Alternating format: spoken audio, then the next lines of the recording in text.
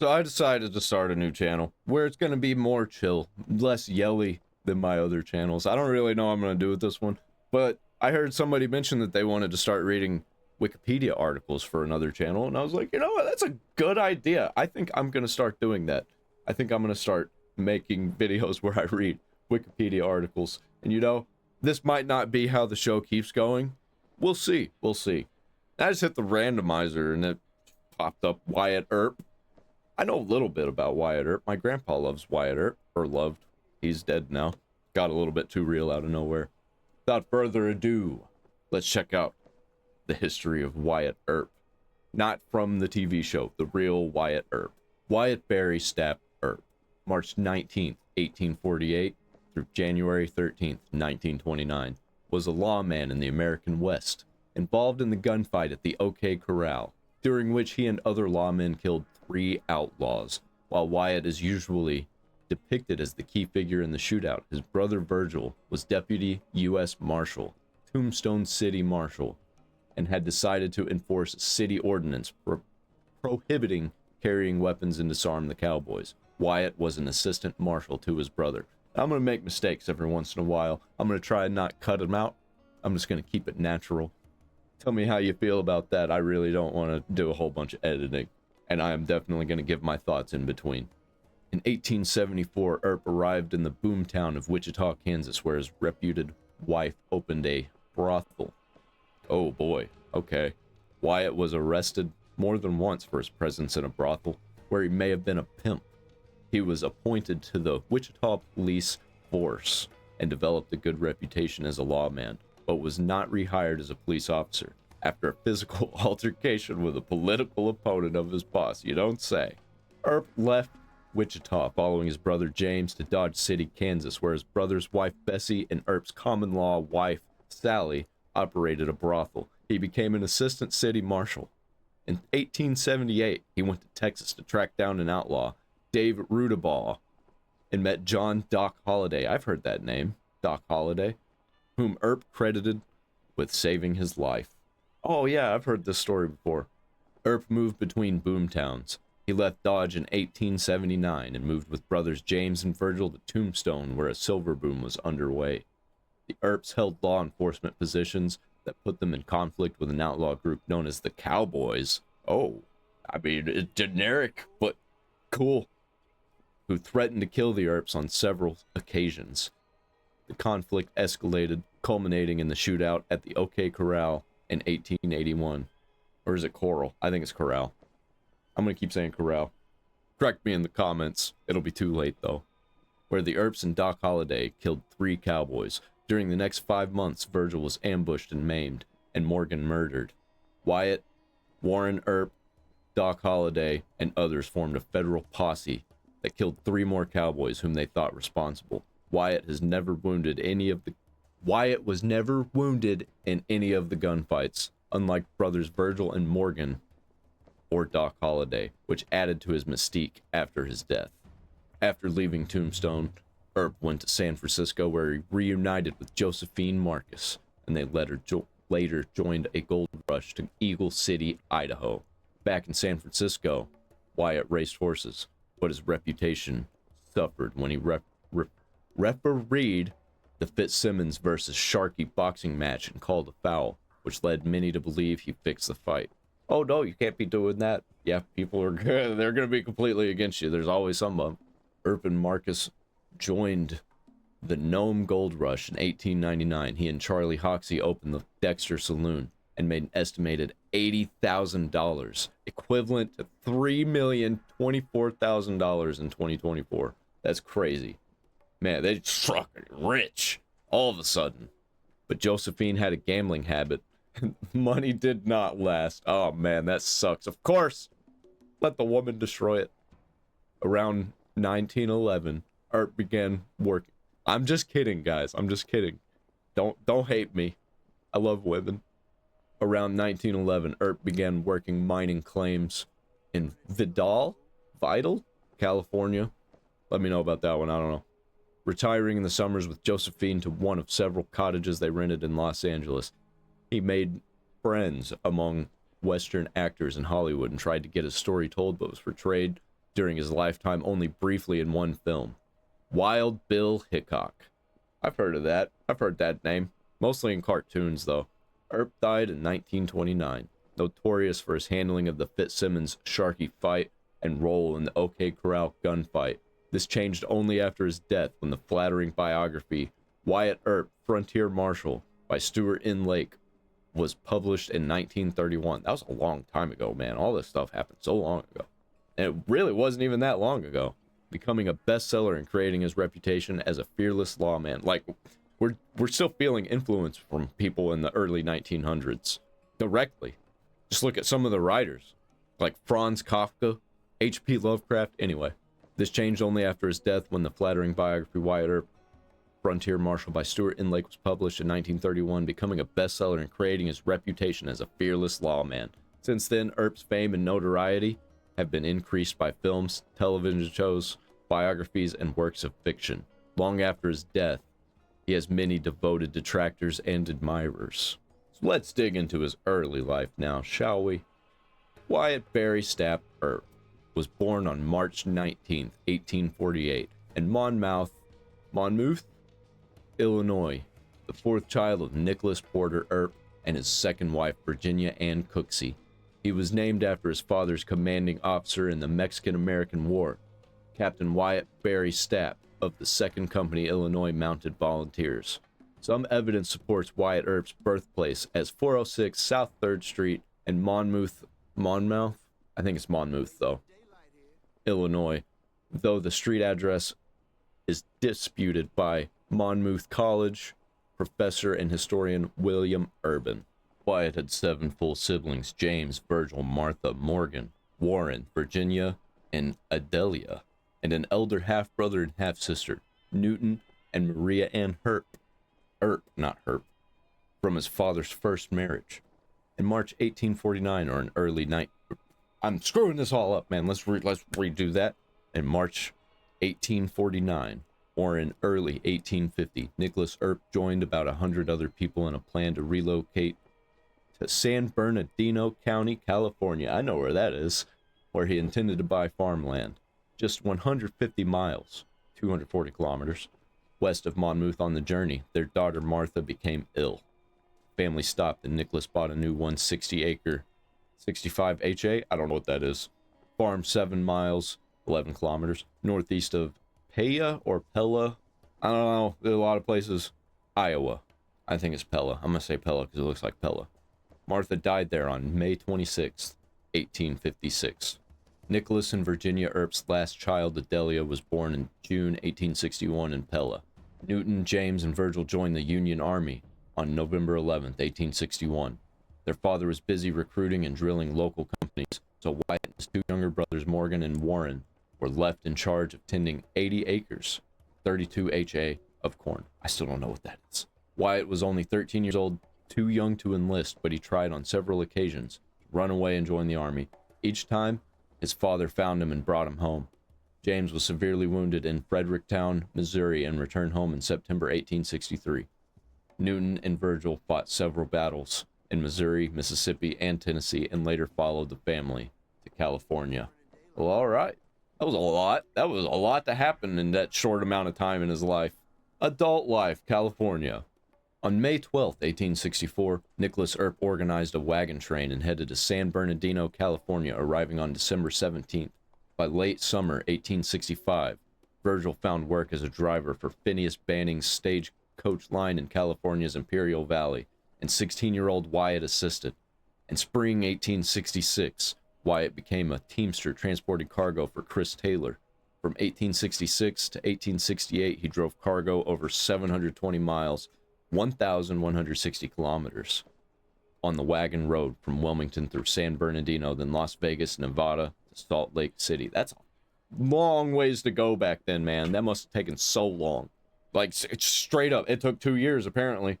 Oh, Utah Territory. Okay. In spring 1868, Earp was hired to transport supplies needed to build the Union Pacific Railroad. We're going to probably learn about that pretty soon. I don't know, man. I want to keep it random, but sometimes I run across these articles that are linked, and I'm like, that sounds like something interesting that I want to get into. He learned gambling and boxing while working on the railhead and the Wyoming Territory. He developed a reputation from officiating boxing matches. Officiating? And refereed a fight between John Shancy and Professor Mike Donovan on July 4th, 1869 in Cheyenne, Wyoming, in front of 3,000 spectators. I think I've heard of this. I think I heard of that story. Lawman and marriage. In spring 1868, the Earps moved east again to Lamar, Missouri. I know where that is too, where Wyatt's father Nicholas became the local constable. Wyatt rejoined the family the next year. Nicholas resigned as constable on November 17, 1869, to become the justice of the peace. Wyatt was appointed constable in his place. Wyatt Earp, age 21 in 1869 or 1870, while married to, Urilla Sutherland, taken in Lamar, Missouri. So this is when he was in Lamar. So when all this, basically, literally, bro was like, he was barely able to drink whenever he became justice of the peace. And he was constable. So young as the constable. You never really see that. First gunfight. Alright. Virgil soon went to Missouri and Wyatt to Beardstown, Illinois. Don't know where that is. 70 miles, 110 kilometers south, where he spent the summer of 1869. Summer of 69. Beardstown was undergoing a boom thanks to a rail line being laid through town. During that summer in Beardstown, a railroad brakeman named Tom Pinnard mocked Wyatt, calling him the California boy, a euphemism for coward, implying that Wyatt had gone to California to avoid serving in the Civil War. Although Wyatt had attempted to join the army when he was 13 and been stopped by his father, he took offense at Piner's remarks.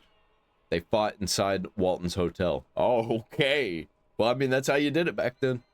A brothel owned by John T. Walton. Anything to do with Walmart, I wonder? And Wyatt tossed Pinnard outside. Pinnard? Or is it Piner? What? Pinard drew his gun, and so did Wyatt. The two men exchanged shots. Wyatt wounded Pinnard in the hip. So he didn't die? He was all good? Marriage to Urilla Sutherland. In late 1869, Earp courted 20-year-old Urilla Sutherland, daughter of William and Permelia Sutherland. These are some crazy names back then. Nobody is named Permelia or Urilla. That's not a thing that happens anymore.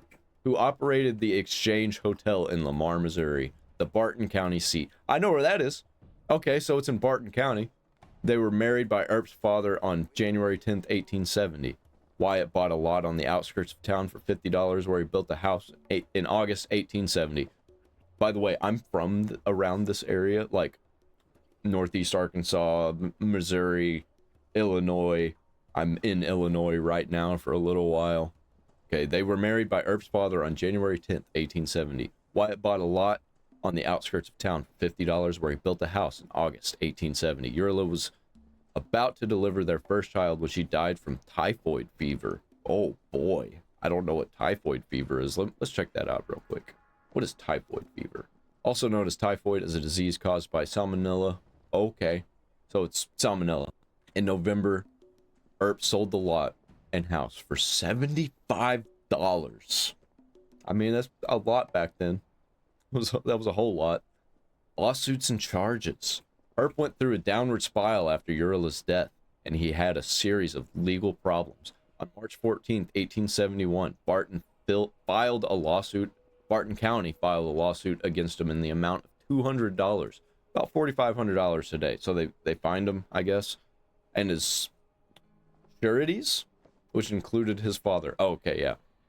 He was in charge of collecting license fees for Lamar, which were designated to fund local schools, but had failed to turn the money over to the county.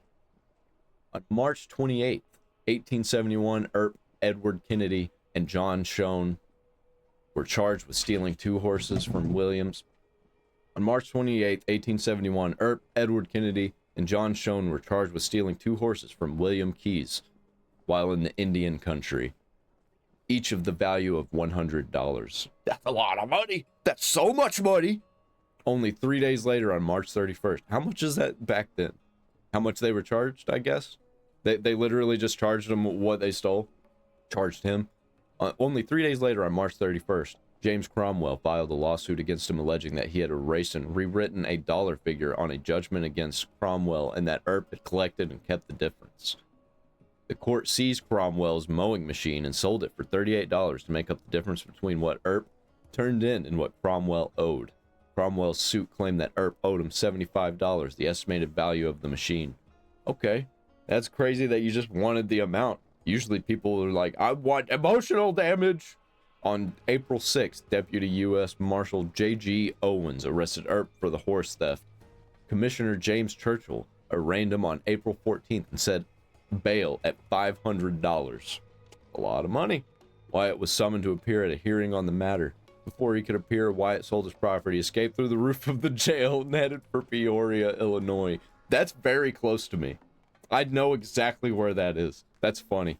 On May 15th, an indictment was issued against Earp, Kennedy, and Schoen. John Schoen's wife, Anna, claimed that Earp and Kennedy got her husband drunk and then threatened his life to persuade him to help steal the horses. This is crazy. This story's turning sideways real fast. On John 5th, Kennedy was acquitted while the case remained against Earp and Schoen. The new constable wrote that he had good reason to believe, and does believe, that Wyatt S. Earp definitely is not a resident of this state, and Wyatt S. Earp has absconded or absented himself from his usual place of abode in this state so that the ordinary process of law cannot be processed against him. All right. Well, people do that nowadays. They just go to New York and boom, you can't be charged with a crime because they don't arrest people for crimes there. Anyway, pimping arrests in Peoria. All right. This dude had a crazy life. Peoria had grown to a city of 22,000 in the 1870s and had earned a reputation as a wide-open city whose community leaders were mostly ignored illegal alcohol use, gambling, prostitution, and other vices. But Peoria police raided a brothel on February 24th, 1872. I wonder why. I wonder who was gonna make more money from them doing this. If they were ignoring it everywhere else and they just randomly go after a brothel, who's making the money? Who's profiting? And arrested Wyatt and Morgan Earp, George Randall, and 4 women, including Jane Haspel. The men were charged with keeping and being found in a house of ill fame. Okay. So apparently that was a charge back then. And later fined $20 and court costs. And Roots, Peoria City Director for 1872 to 73, published on March 1st, 1872, Wyatt is a resident in the home of Jane Haspel at Washington Street near the corner of Hamilton. When he was arrested, he was not merely a customer. Both Earps were arrested for the same crime again on May 11th. They just can't stop themselves. Wyatt Earp and his brother Morgan Earp were each fined $44.55. You have to specify that 55 cents. And as they had not the money and would not work, they languished in the cold and silent calaboose. They were freed in time for their sister Adelia's 11th birthday. Her sister was 11 while all this was going down? Absolute gangsters, man. Not in a good way. I don't think gangsterism should be celebrated. Wyatt and Morgan visited her in the family home in Lamar, Missouri. Wyatt returned to the Peoria area. On September 10th, 1872, he was arrested aboard the Beardstown gunboat, a 50-foot keelboat fitted with a ramshackle, 8-bedroom house, and used as a floating brothel. I can imagine. It's basically the boat that's at the beginning of Gun. To evade the local authorities, the boat picked up passengers and made slow runs along the Illinois River, tying up at various points along the way.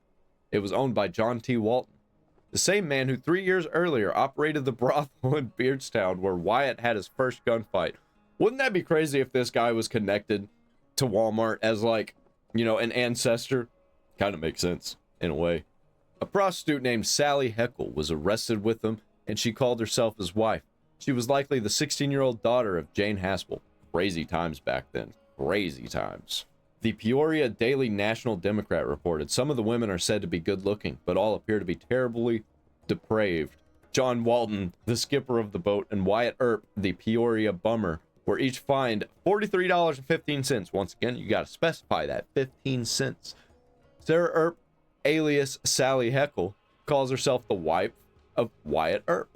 By calling Earp the Peoria bummer, the newspaper put him in a class of contemptible loafers who impose on hard-working citizens, a beggar, and worse than tramps. They were men of poor character who were chronic lawbreakers, and Peoria constables probably considered him to be a pimp. Earp and Walton were fined $44 more than any others who were arrested. The size of the fines may indicate that the judge considered them to be pimps and not merely customers. Wyatt soon left Peoria for Wichita, Kansas. Did he not pay the fine? Did you not pay the fine? Okay. During a conversation with Earp years later, Stuart N. Lake took notes in which Earp claimed that he'd been hunting buffalo during the winter of 71 and 72. Earp told Lake that he arrived in Wichita direct from my buffalo hunt in 74, but there's no evidence that he ever hunted buffalo. He may have made up the story to account for the time he was pimping in Illinois and Missouri. Okay, that sounds about right. Wichita, Kansas. In early 1874, Earp and Sally moved 500 miles, 800 kilometers, southwest to the growing cow town of Wichita, where his brother James ran a brothel with his wife Nellie Bessie Ketchum. No relation. Local arrest records show that Sally and Nellie managed a brothel there from early 1874 to the middle of 1876. Wyatt was likely a pimp, although historian Gary L. Roberts believes that he was an enforcer or bouncer. When the Kansas state census was completed in June 1875, Sally was no longer living with Wyatt, James, and Bessie. Wichita was a railroad terminal and a destination for cattle drives from Texas. I know where Wichita, Texas is. Well, I know where Wichita Falls, Texas is. The town would fill with drunken, armed cowboys celebrating the end of their long journey when the cattle drive arrived, and lawmen were kept busy. Most drovers arrived in town in June and completed shipping by early fall. When the annual cattle... Okay, drovers, that's like cattle drivers, I guess. When the annual cattle drive ended and the cowboys left, Earp searched for something else to do. The Wichita City Eagle reported on October 29, 1874, that he had helped an off-duty police officer find thieves who had stolen a man's wagon. Earp officially joined the Wichita Marshal's office on April 21st, 1875, after the election of Mike Meager as city marshal, or police chief, making $100 per month. Wow, that's a lot of money back then, apparently.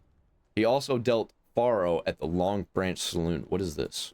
Faro? Oh, okay, faro is a late 17th century French gambling game using cards. It descended from Basset, and belongs to the, I don't know these words, Monty Bank family of games due to the use of a banker and several players.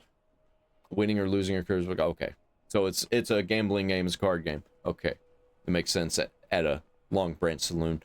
In late 1875, the Wichita Beacon published this story. On last Wednesday, December 8th, policeman Earp found a stranger lying near the bridge in a drunken stupor. He took him to the cooler, and on searching him found in the neighborhood of $500 on his person. He was taken next morning before his honor, the police judge, paid his fine for his fun like a little man, and went on his way rejoicing. He may congratulate himself that his lines while he was drunk were cast in such a pleasant place as Wichita, as there are about a few other places where that $500 bankroll would have been heard from.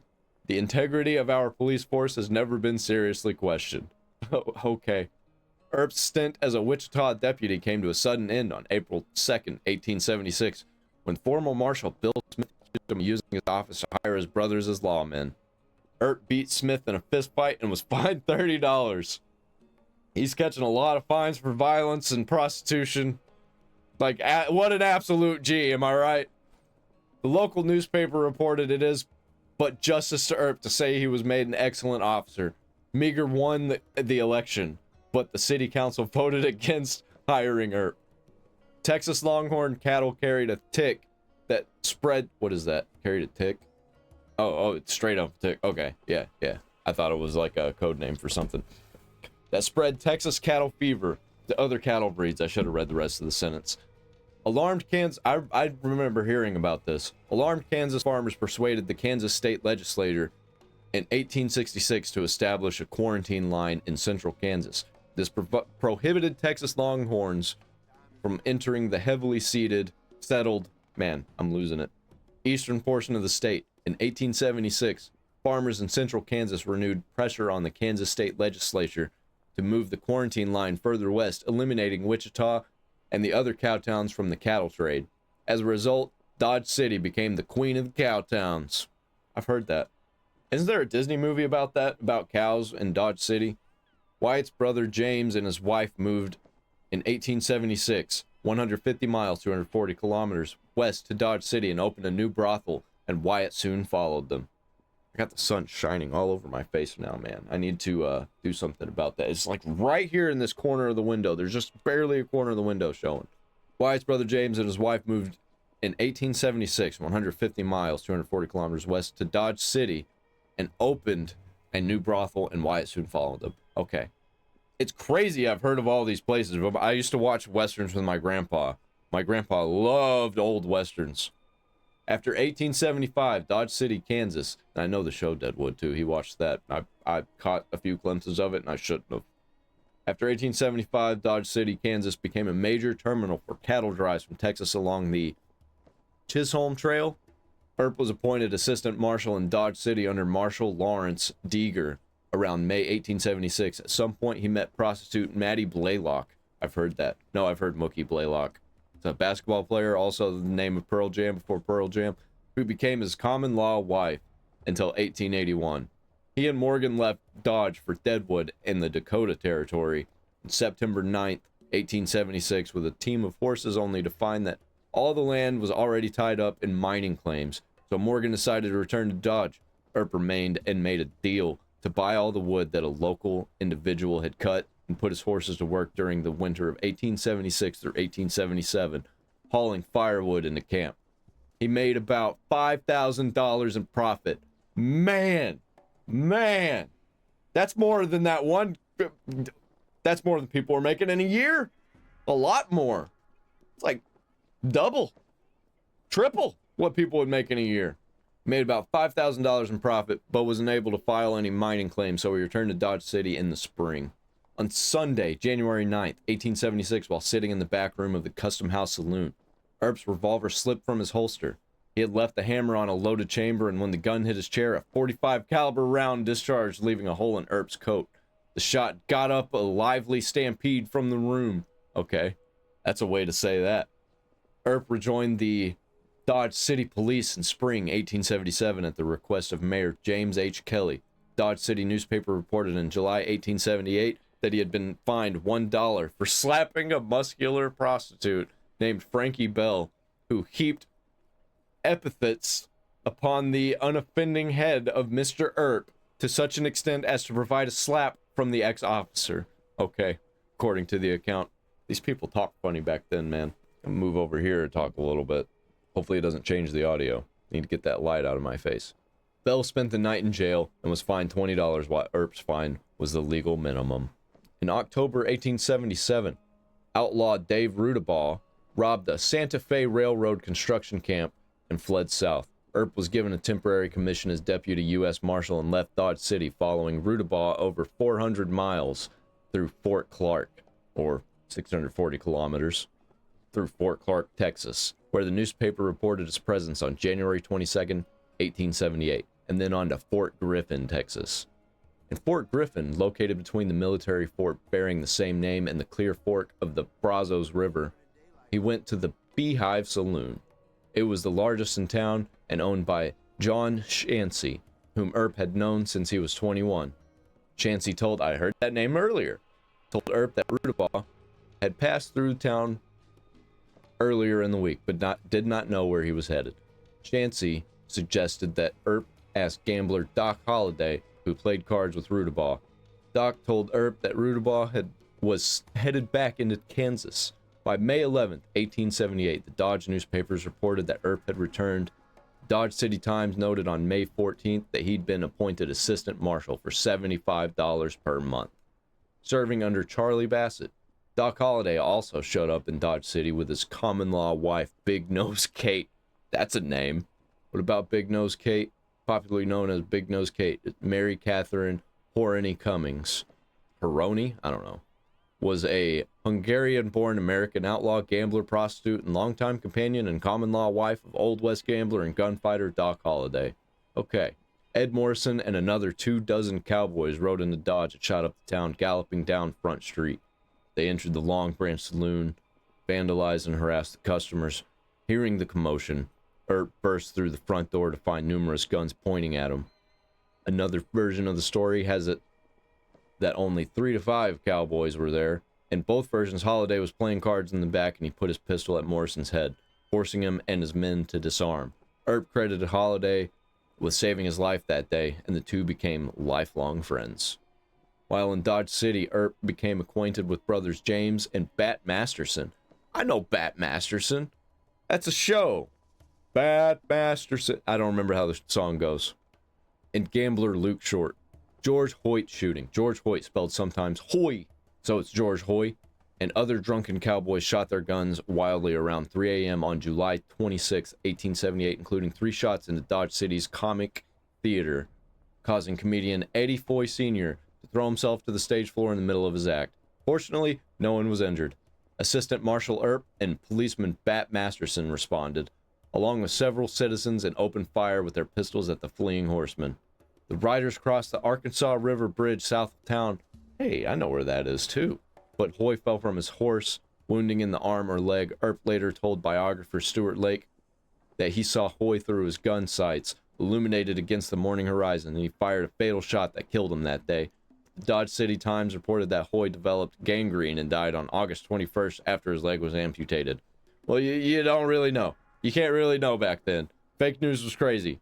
Somebody said it, that's just the way it was, if that was the only thing that was reported. Moved to Tombstone, Arizona.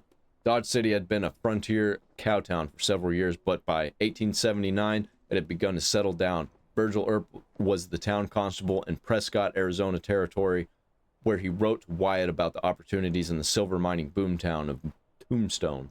He later wrote, in 1879, Dodge was beginning to lose much of the snap, which had given it a charm to men of reckless blood, and I decided to move to Tombstone, which was just building up a reputation. Yeah, there's a lot of movies, a lot of shows based on Tombstone.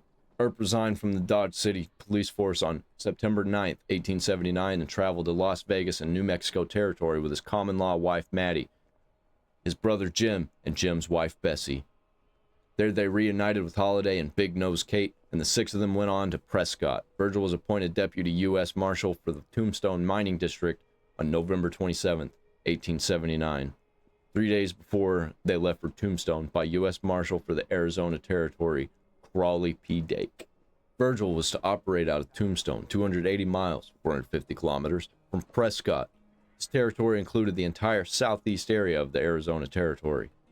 Wyatt, Virgil, and James Earp traveled to Tombstone. Tombstone had been founded on March 5th, 1879, with about 100 people living in tents and a few shacks. Hey, that's how you gotta do it, man. That's how you gotta do it. That's how every good town starts. It takes a village, you know.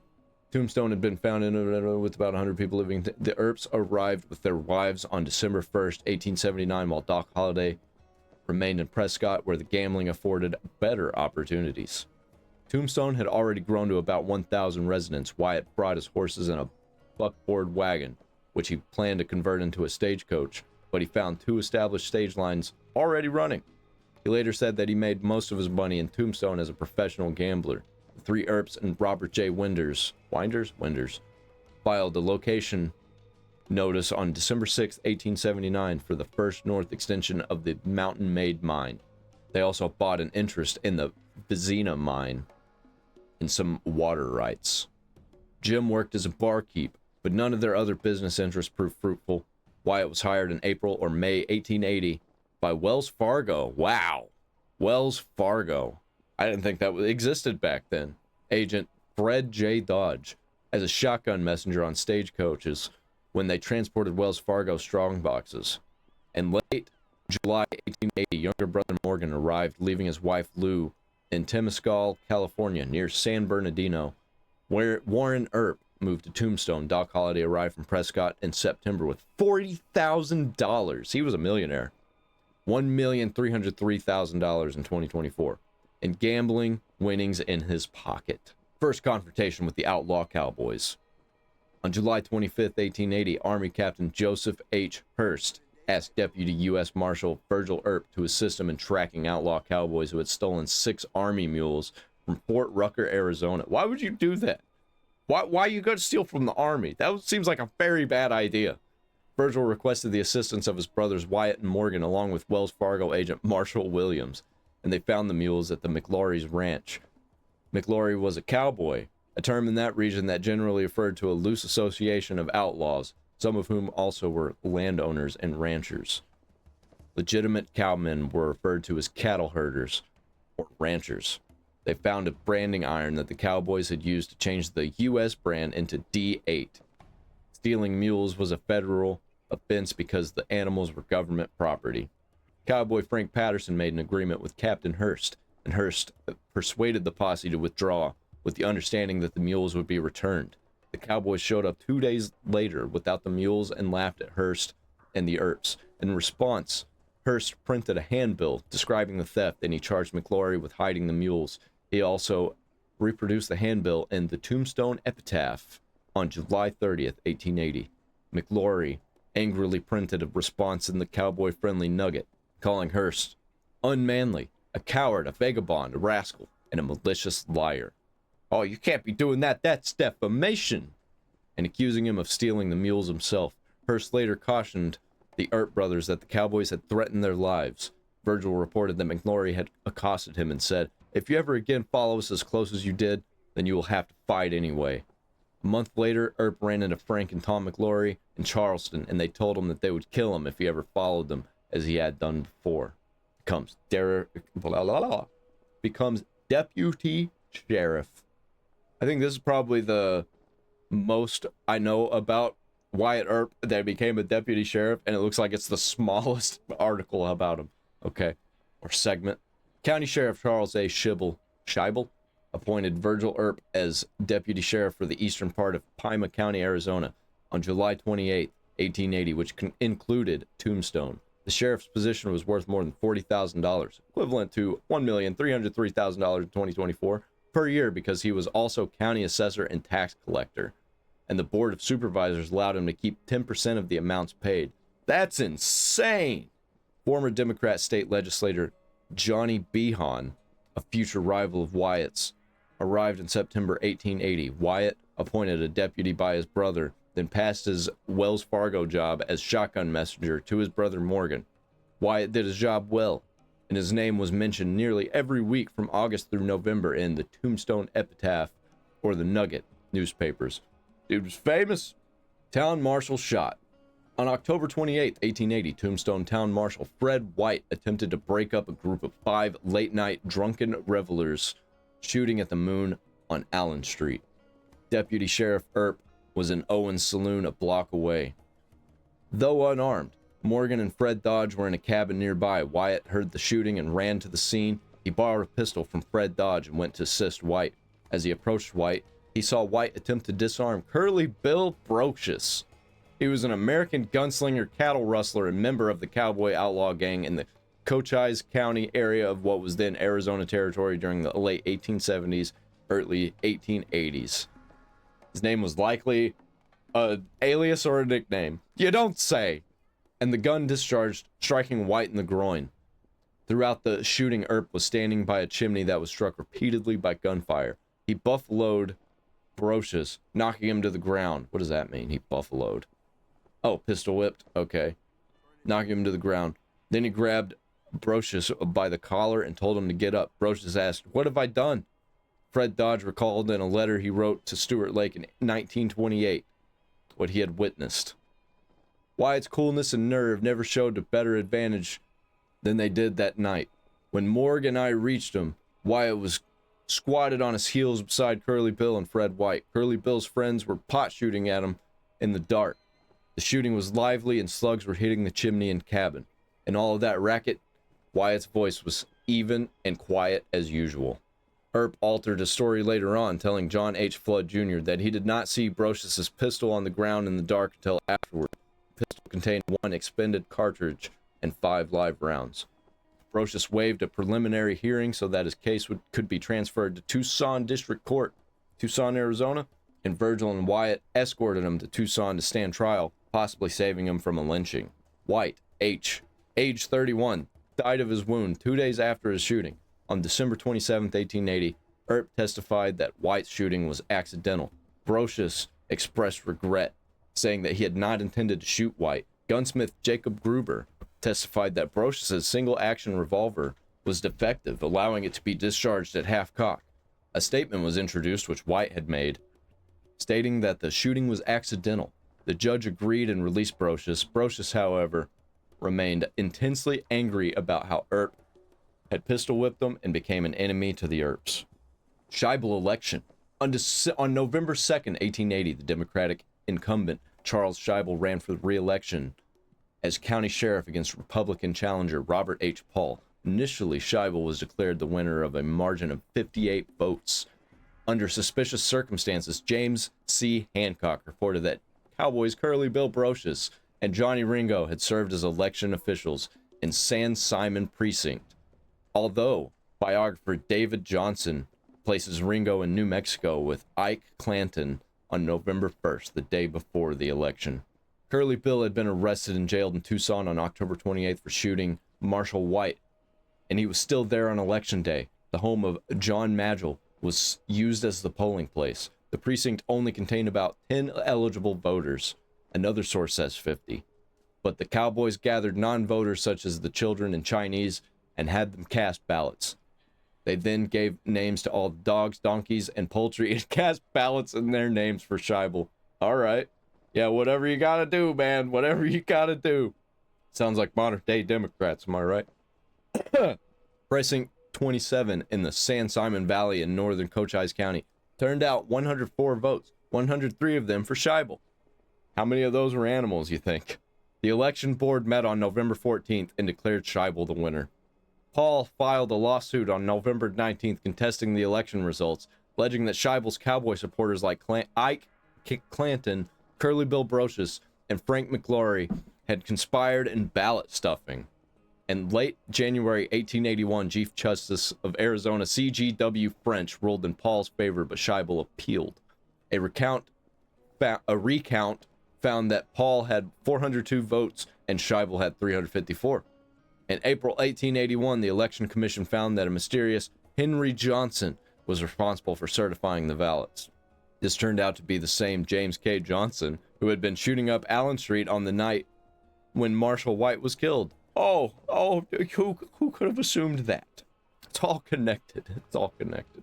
Moreover, he had testified at Curly Bill's preliminary hearing after he had shot Fred White. Johnson later testified in the election hearing and said that the ballots had been left in the care of Ike Clanton's brother Phineas. None of the witnesses during the election hearing reported any ballots being cast by dogs. Okay. Paul was declared the winner of Pima County. Pima? Yeah, it's Pima. Pima County Sheriff election. However, the election was a moot point by then, as Paul could not replace Behan with Earp because Cochise County was created out of the eastern portion of Pima County in January 1st, 1881. Earp loses reappointment. Okay. I think right there's a good stopping point. We're going to get into Earp loses reappointment and whatever comes after in Earp's life in the next part. Like, comment, subscribe. Tell me what you think about this series that I'm going to start. I'm going to try and get better at reading and not have so many words that I'm stumbling over. I'll get better at this. The more I do it, you know. And you leave some articles down there that would be interesting for me to read through. I'll see you in the next one.